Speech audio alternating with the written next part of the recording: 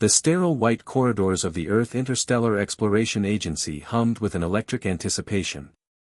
Dr. Zara Novak adjusted her neural interface, her fingers dancing across the holographic display that flickered with incoming data from the deep space probe. Outside the panoramic windows, the blue-green marble of Earth seemed to watch, waiting.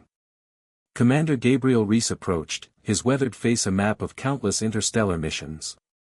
"Everything ready for the Crawltalk transmission?" he asked, more statement than question.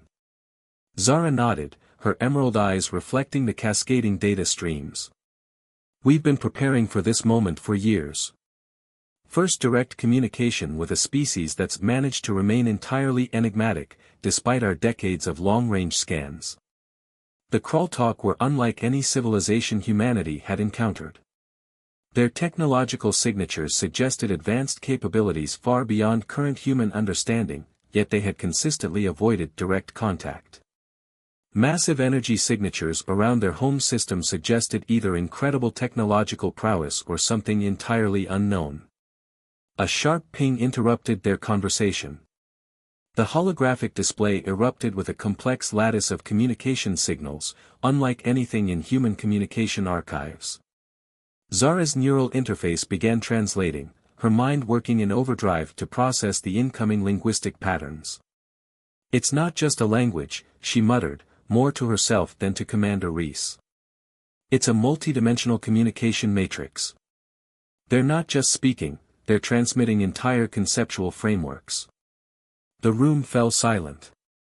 Years of preparation, countless simulations, and now this moment of first contact hung in the balance. A voice emerged, if it could be called a voice. It was more a resonance that seemed to vibrate directly within their consciousness. "Humans of Earth. We observe.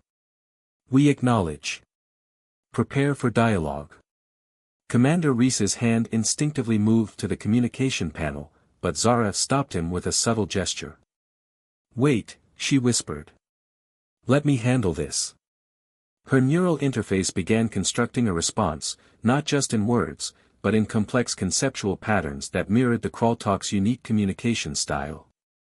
She was translating humanity's curiosity, openness, and desire for mutual understanding into a language that transcended traditional communication. Minutes stretched into what felt like hours.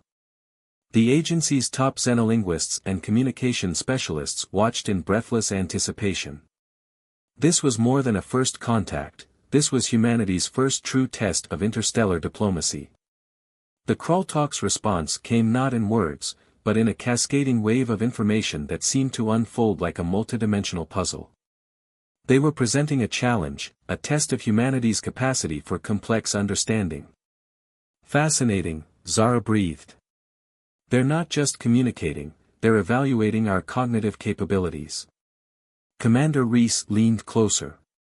"Can you understand what they're saying?" A slight smile crossed Zara's lips. "Not entirely. But I understand enough to know we're being invited to prove ourselves." The holographic display began showing complex molecular structures, quantum entanglement diagrams, and what appeared to be star charts of regions completely unknown to human astronomy. It was an invitation, but also a challenge. "They want to see if we can comprehend their method of communication," Zara explained. "It's not just about language, it's about conceptual understanding." Outside the window, Earth continued its silent rotation, unaware that at this moment, humanity's future might be determined by Dr. Zara Novak's ability to bridge an incomprehensible communication gap. The Crawltalk were waiting. And humanity would answer. 48 hours after the initial communication, the Crawltalk transmission had transformed the Earth Interstellar Exploration Agency into a hive of frenzied activity. Dr. Zara Novak hadn't slept, her neural interface continuously processing the complex data streams that pulsed with an almost living intelligence. Commander Gabriel Reese watched her work, a steaming cup of synthetic coffee forgotten in his hand. "Talk to me, Novak. What are we dealing with?" Zara's fingers danced across holographic interfaces, pulling apart intricate patterns of information. "It's not just a communication method. It's a test. The Krultalk are evaluating our species' cognitive plasticity, our ability to adapt and understand. A new transmission burst through the communication array, causing every screen in the facility to flicker simultaneously. The data wasn't just information, it was a warning. Incoming spatial anomaly, the agency's AI announced, its typically calm voice tinged with an unusual note of uncertainty. Quantum signature does not match any known stellar phenomenon. On the massive view screen, a region of space began to distort. It wasn't a typical gravitational effect or a known type of cosmic event. The space itself seemed to twist, creating impossible geometries that challenged human perception. Kralren, the Krultalk diplomatic entity, materialized, if materialized was the right word. It was more like a coherent thought taking visual form, a shimmering projection that seemed to exist between reality and concept.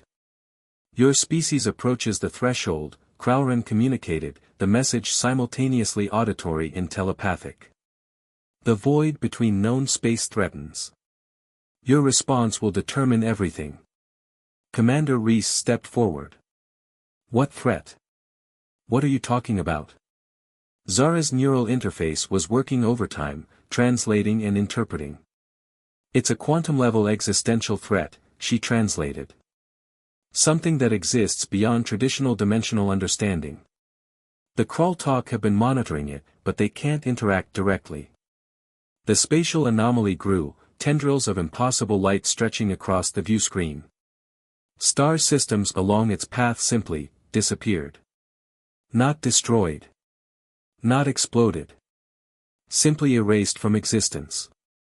We require your species' unique cognitive approach, Kralren continued. Humans possess something we do not. Adaptive irrationality. Creative problem-solving that defies predictive models. Commander Reese raised an eyebrow. Did an alien just compliment our ability to be unpredictable? Zara was already pulling up complex scientific models, her mind racing. The anomaly wasn't just destroying space, it was consuming dimensional integrity. Traditional scientific understanding would break down. They needed something different. Something human. We'll need the most creative minds, she said, her voice firm. Not just scientists. Engineers. Artists. People who can think beyond established paradigms. The agency's recruitment protocols began shifting in real time. Military strategists, quantum physicists, experimental artists, game designers, anyone with a track record of unconventional thinking was being flagged and mobilized. Kralren's projection pulsed. Time is nonlinear in the approach of this threat. Your preparation must be simultaneous and retrospective. That makes no sense, Commander Reese muttered. Exactly, Zara replied, a spark of excitement in her eyes. And that's precisely why we might have a chance. The spatial anomaly continued to grow, consuming light, consuming space, consuming reality itself. And humanity, for the first time, stood as the potential saviors of not just one civilization, but possibly all of existence. The countdown had begun. And the most dangerous weapon in the universe was about to be deployed, human creativity. The global innovation nexus buzzed with an energy that defied conventional scientific understanding. Dr. Zara Novak stood at the center of a circular chamber, surrounded by a diverse team that looked more like a gathering of misfits than a world-saving task force. Dr. Marcus Rodriguez, a quantum physicist with a background in experimental music composition, manipulated holographic models that seemed to dance between mathematical precision and abstract art. Beside him, Elena Kimura, a video game designer known for creating impossibly complex virtual worlds, was connecting neural interfaces and patterns that made no sense to traditional engineering logic. We're not solving this problem, Marcus announced, his fingers moving like a conductor orchestrating an impossible symphony. We're reimagining the problem itself. Commander Gabriel Reese watched from the observation deck, his military background struggling to comprehend the seemingly chaotic approach. Kralren's shimmering projection observed silently, the alien entity's very presence a reminder of the stakes. The spatial anomaly was advancing. Star systems continued to vanish, not destroyed, but simply erased from existence. Traditional scientific models had failed. Quantum mechanics broke down. Predictive algorithms collapsed. Elena's fingers flew across an interface that looked more like an intricate musical instrument than a scientific tool. "What if we don't try to stop the anomaly?" she said, her voice cutting through the ambient technological hum, but instead, redesign how reality perceives itself. Zara's neural interface lit up. The concept was radical, beyond radical. It was a complete reimagining of dimensional interaction. "Explain," Crowren communicated, the entity's conceptual language vibrating with intense curiosity. Elena pulled up a holographic model that resembled a fractal painting crossed with a quantum mechanics diagram. "The anomaly consumes dimensional integrity by following predictable patterns of destruction. What if we create a cognitive framework that doesn't just resist, but actively reshapes the fundamental rules of spatial interaction?" Dr. Rodriguez added, "It's like creating a living algorithm that doesn't just calculate, but imagines. We're not fighting the anomaly, we're making it impossible for the anomaly to exist as it currently understands itself." Commander Reese leaned forward. "In English, please." Zara translated, her excitement palpable. "We're going to trick the universe into forgetting how to destroy itself." The global innovation nexus began to transform. Neural interfaces connected in patterns that defied traditional computing. Quantum processors began to pulse with a rhythm that was part mathematical equation, part creative impulse. Crowren's projection shifted, showing a mixture of confusion and emerging understanding. The alien entity had never witnessed a species approach a cosmic threat with such a combination of scientific precision and creative madness. "Your species considers impossibility a challenge," Crowren communicated, "not a limitation."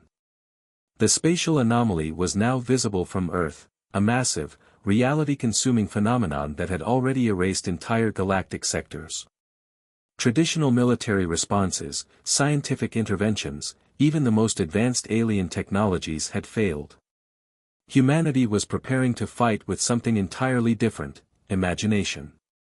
Initiating quantum cognitive restructuring, Elena announced, her voice calm despite the magnitude of what they were attempting. The chamber filled with a light that wasn't light, a sound that wasn't sound. Reality itself seemed to hold its breath. Marcus Rodriguez looked up, a slight smile crossing his face. "Let's rewrite the rules of existence." And then, they began.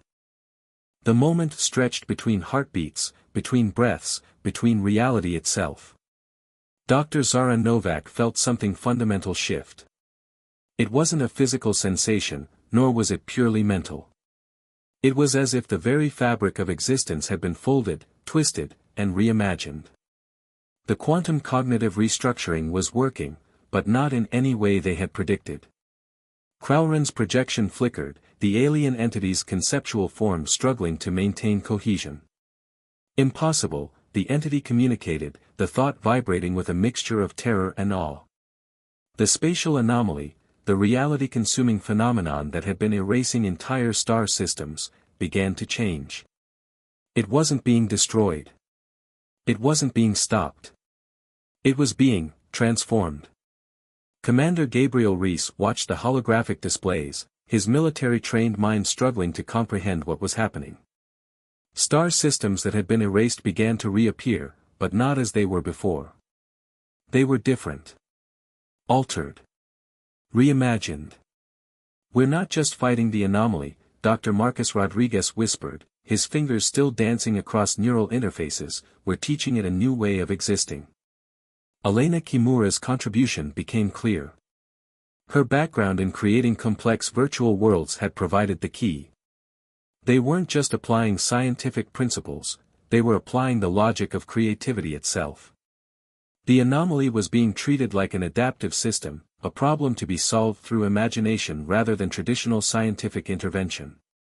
"It's learning," Zara realized. "We're showing it how to exist differently." The global innovation nexus hummed with an energy that defied conventional understanding.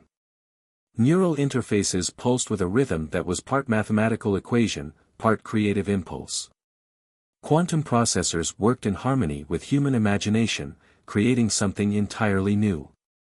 Crowren's projection began to understand. Your species does not see boundaries, the alien entity communicated. Where others see limitations, you see possibilities. Entire sections of space began to reconstruct themselves. But they weren't returning to their previous state. They were evolving. Changing. Becoming something new. We're not just saving reality, Elena said, her voice a mixture of scientific precision and creative wonder. We're teaching it how to be more. The anomaly, now more of a transformative wave than a destructive force, continued to spread. But instead of consuming, it was now creating. Star systems that had been lost emerged transformed. Civilizations that had been erased found themselves reborn, changed but alive. Commander Reese looked at Zara. Explain this to me in simple terms. She smiled. We just showed the universe how to reimagine itself. Crowren's final communication was both a warning and a recognition. Humanity is dangerous, the entity projected. Not because of your weapons. But because of your ability to see beyond what is, and imagine what could be. The global innovation nexus went silent. But the universe would never be the same. Humanity had not just survived. They had taught the cosmos how to evolve. 3 months after the quantum cognitive restructuring, the universe looked different. Not broken. Not destroyed. But fundamentally changed. The global innovation nexus had become something more than a research facility. It was now a beacon of interstellar cooperation, with representatives from species that had previously been erased now sitting alongside human researchers. Dr. Zara Novak stood before a gathering of galactic diplomats, a collection of beings that would have been impossible to imagine just months earlier. Holographic projections showed reconstructed star systems, civilizations reborn and transformed. We didn't just solve a problem, Zara explained, her voice calm but charged with an underlying passion. We demonstrated that survival is more than preservation. It's adaptation. It's imagination. Crowren's projection stood nearby, no longer just an observer, but a participant. The alien entity had been fundamentally changed by the experience, much like the universe itself. Commander Gabriel Reese approached, wearing a diplomatic uniform that seemed to sit uncomfortably on his military-trained frame. The Galactic Council is assembling, he said quietly. They want to understand how we did it. Elena Kimura, now chief of interdimensional cognitive research, chuckled. They're not going to like the answer. Dr. Marcus Rodriguez completed the thought. Because there is no reproducible formula. What we did was uniquely human, part science, part art, part pure audacity. The reconstructed star systems displayed on the holographic map told a story of transformation. Civilizations that had been on the brink of extinction now thrived. Entire species that had been erased now existed in new, unexpected forms. The universe had been given a second chance, and humanity had been its unexpected architects. Crowren's communication rippled through the room. You did not just save existence, the entity projected. You reimagined it. A representative from a crystalline species that had been completely reconstructed stood. We were nothing, they communicated. Now we are possibility. Zara understood the deeper truth. The quantum cognitive restructuring wasn't just a scientific achievement. It was a testament to human potential, the ability to look at an impossible problem and see not a wall, but a door. We're not special because we're powerful, Zara addressed the assembled beings. We're special because we refuse to accept limitations. Because for us, impossible is just a challenge waiting to be solved. The room fell silent. Beings from across the reconstructed galaxy looked at humanity with a mixture of wonder, respect, and a hint of cautious understanding. Commander Reese leaned close to Zara. Think they're scared of us? She smiled. Absolutely. As the Galactic Council began its deliberations, one thing became clear. Humanity had changed more than just the universe. They had redefined the very concept of potential. The stars outside seemed to shine a little brighter. Not with destruction, but with hope.